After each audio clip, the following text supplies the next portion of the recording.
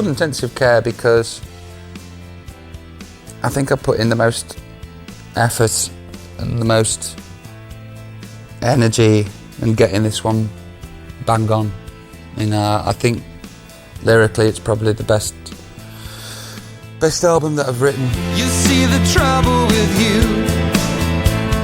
It's taken 2 and a bit years to write and record, and it's the longest that I've had to write and record an album. So I think that's why it's called Intensive Care. Some we die on Sunset Strip. Our hearts so deep, I drown in it. It took so long because that's the amount of time we've had. You know, we haven't had any deadlines like we normally have had with albums. And you know, I was working with a new songwriting partner, Stephen Duffy, and we had to find out who each other was and what our jobs were when we write songs and how we write songs together. This is Stephen. He's a pseudo-intellectual noddy holder. The first time I met him was when he was performing Freedom on Top of the Pops.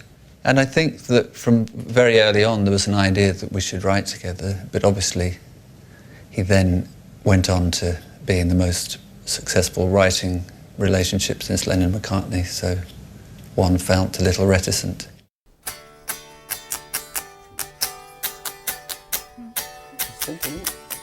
Yeah.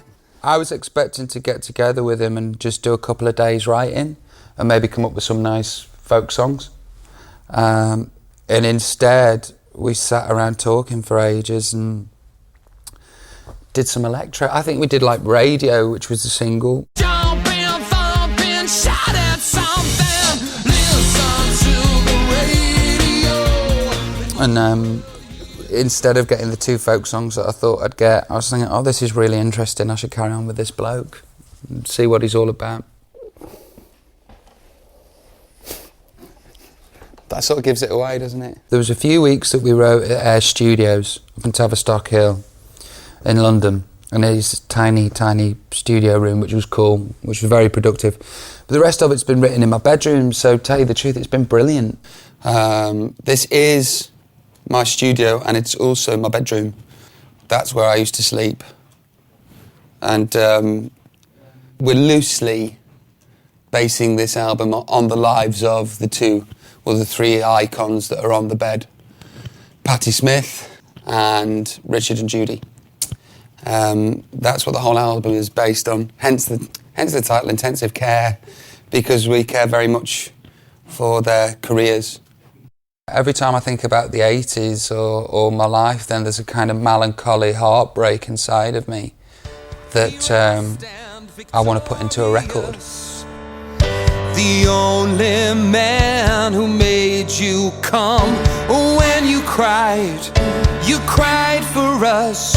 When we died, you died alone. I wanted to make records, or I wanted to make singles or songs on this album that might break somebody else's heart in 10 years' time or 15 years' time when they think back about it. Where are we? Did what I could for one of us. I always thought it was for you. And when I lied, oh, I lied for us, because you never heard the truth. I'm lying alone tonight. Don't go home. Where are we? If we are gone, long time ago.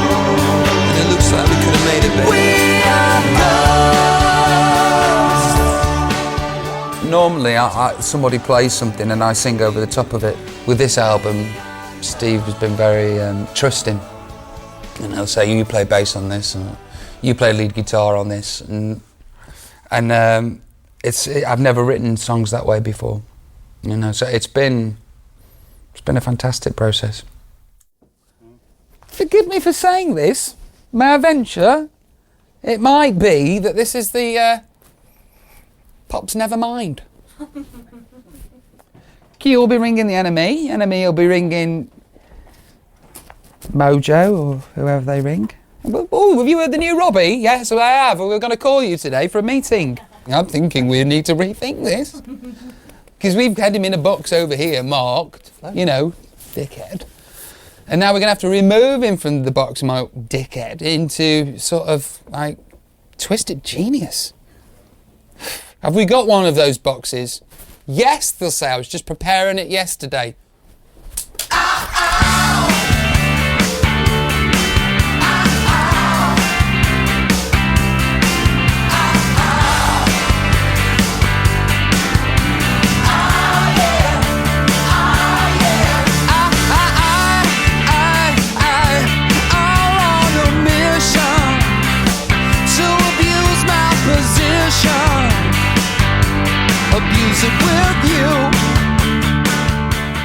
A Place to Crash is, I think it's the only Rolling Stones riff that Keith hasn't written yet.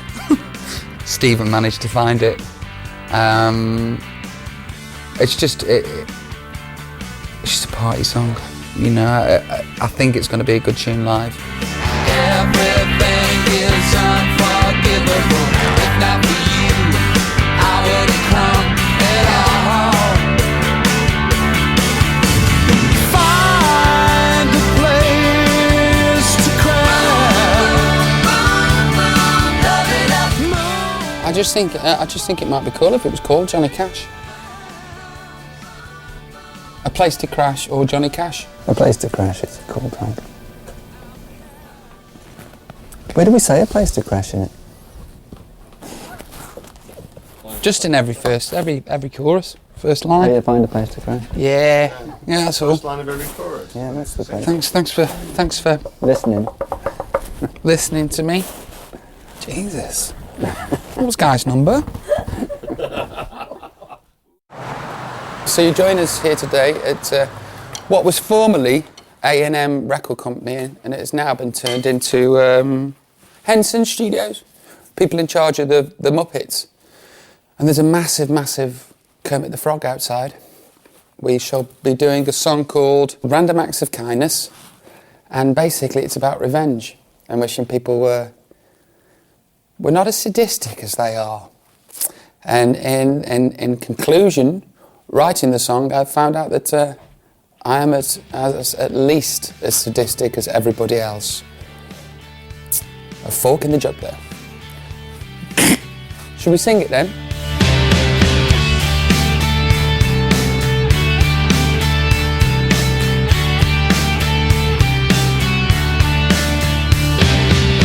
For those about to die, we salute you.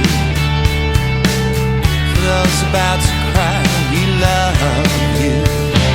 For those of us who live in fear of Happy Christmas and New Year, I raise a toast to you.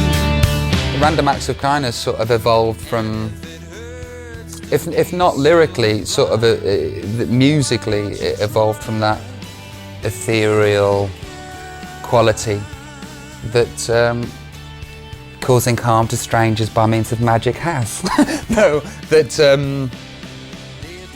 you know, I think it's kind of a mystical song. It's kind of a magical song, and it was born out of me trying to be Gandalf. Creep upon you while you sleep, or make you less attractive. Born without a spine, why don't you try being kind?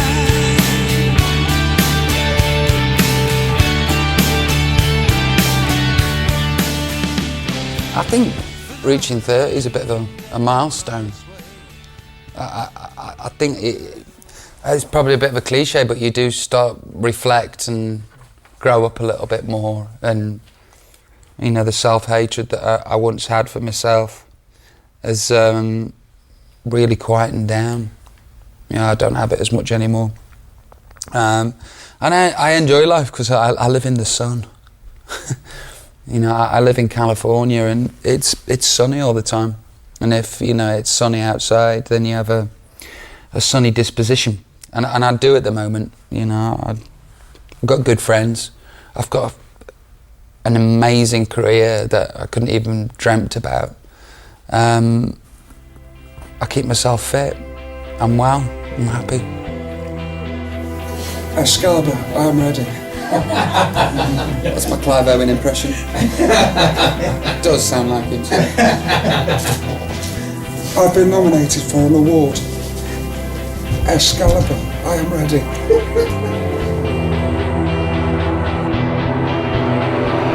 There's no earthly way of knowing what was in your heart. When it stopped going, the whole world shook. The storm was blowing through you. Waiting for God to stop this and up to your neck. In darkness, everyone. It's a little bit the film True Romance, you know, where Christian Slater gets to talk to Elvis every now and again. And every now and again I might believe that, you know, I have direct access to Elvis every now and again. If I just think about it, and he'll be here. If you build it, they will come. It's my tribute to Elvis, that song. I saw you standing at the gates when Marlon Brando passed away. You had that look upon your face, advertising space and It's My Candle in the Wind. It's My Candle in the Wind. About Elvis. left in any case is advertising space. Oh, through your eyes the world was burning. Please be gentle, I'm still learning. You seem to say as you kept turning up. They poisoned you with compromise. What point did you realize everybody loves your life but you?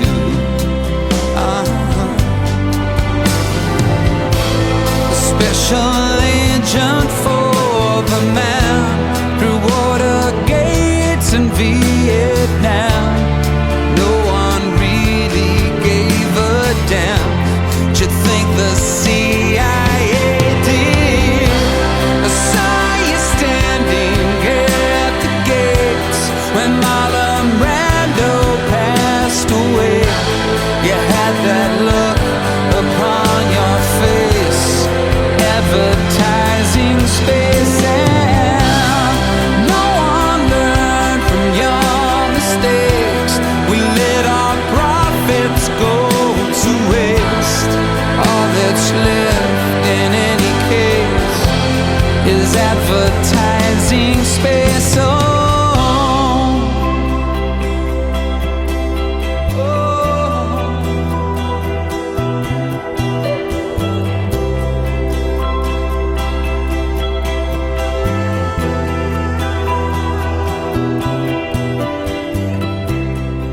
What always attracted me to his older work was his confessional nature of his lyric writing, and I think that this has only got, as he's got older and he has more to say, you know, it's more interesting. I think the trouble with me is I've got a head full of fuck. I'm a basket case. I mean, this is deeply startling news. you see the trouble with me.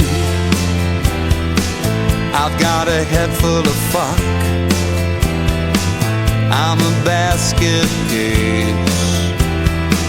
I don't think I can love, love, love. You see the trouble with you. you're in love with me. What a strange thing to do. What a brave place to be.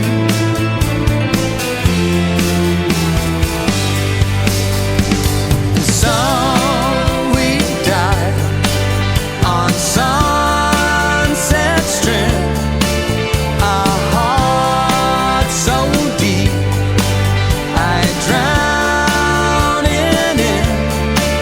And as it breaks, I swim through cracks and leave with words I can't take back.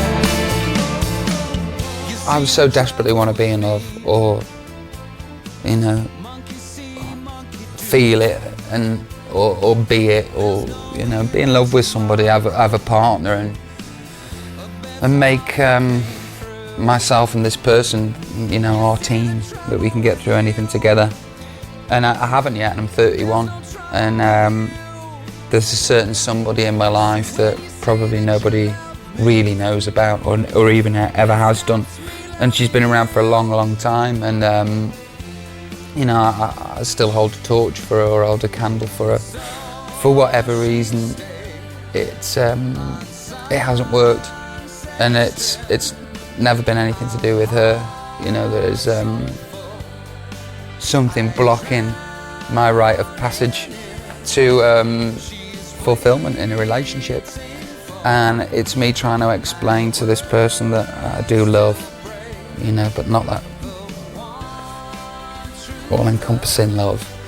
That it's not you, it's me. and I hope that message is received and taken on board.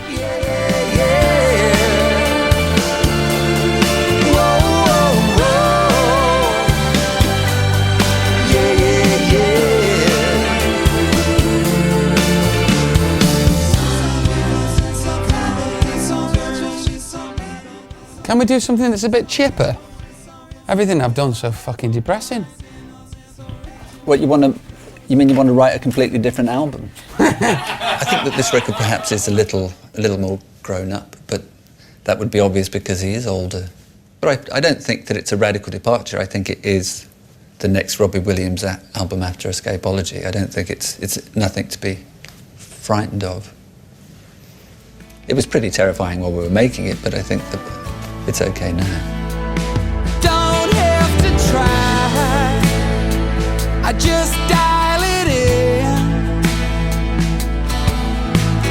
Never found a job that for me was worth bothering.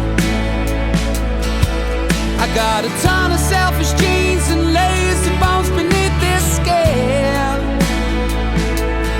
Oh Lord, make me pure, but not yet. I think maybe turning 30 and realising that there's still kind of a void in my life. Not as huge as it was, you know, but there's still, I think it might be a spiritual void of some kind. You know, I need a woman to save me from Scientology. you find me a woman, or the kid gets it, I'll join. It's a threat. Oh Lord, make me pure, not yet. I think the whole process with this album has been, you know, do some crap ones, do some crap ones, do some good ones, do some crap ones, do some good ones, experimenting. First they ignore you, then laugh at you and hate you. Then they fight you, then you win. Tripping has apparently been said that it's a reggae song. I think if you listen to it, it just really isn't. That's somebody saying that, somebody talking about a song that they haven't heard. Again. I know it's coming, there's gonna be violence. I've taken as much I wrote that song on the bass, and I think it's a mini gangster opera. I think it's probably Lock, Stock and Two Smoking Barrels, or Snatch, or both of them put together.